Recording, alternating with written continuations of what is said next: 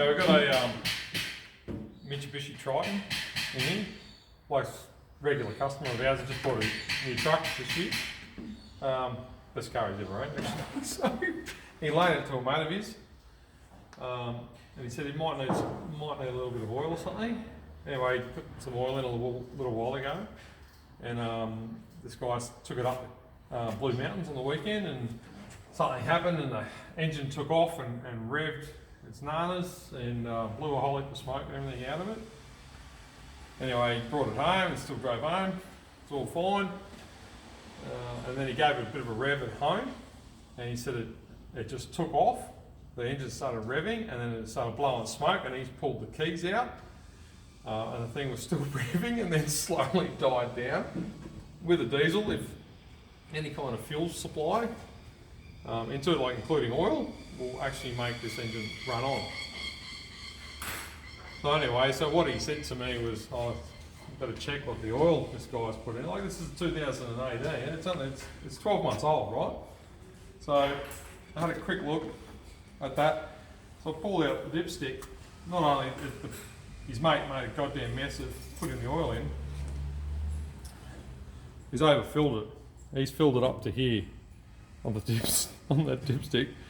I'd be thinking he's put about 5 litres in that, where it should be down here. So, long way difference.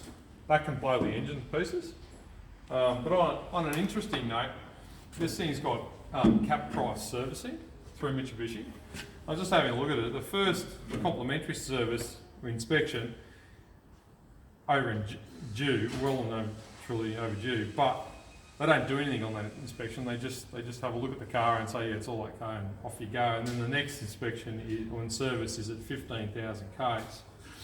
Now they've got that price. That's where a lot of people are going in for the capped price servicing.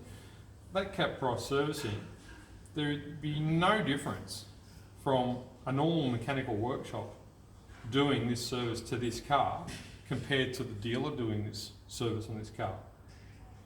And I'm not trying to big note myself or anything like that, but a normal mechanic, a bloke that you know, will actually do a better and more thorough job on your own car, I would believe, than what a dealer would do it. The dealers go, push them in, get them up, change the engine oil and filter, and that's it, and away you go. I mean, your own normal mechanic would be inspecting the vehicle, going through all the tyre pressures, the oil levels, cleaning and adjusting the handbrake.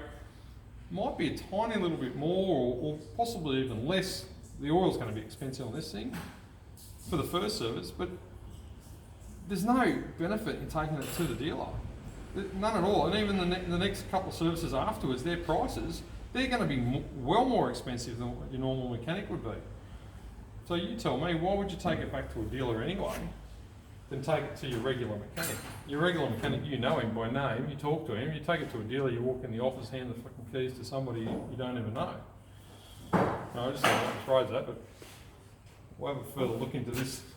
Hopefully it hasn't done any permanent damage, I wouldn't think so. So we'll drain all the oil out of it and flush it and put it back. Quite funny. Lucky you didn't blow it up.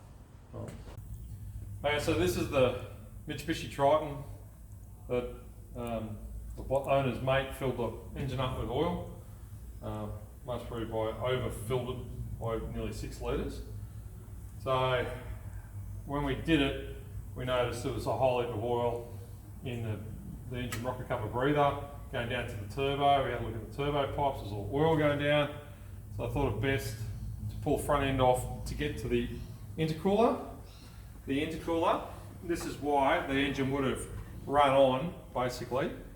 It's just all full of oil everywhere. So we've drained a lot of the oil out. What we're going to do is degrease it all.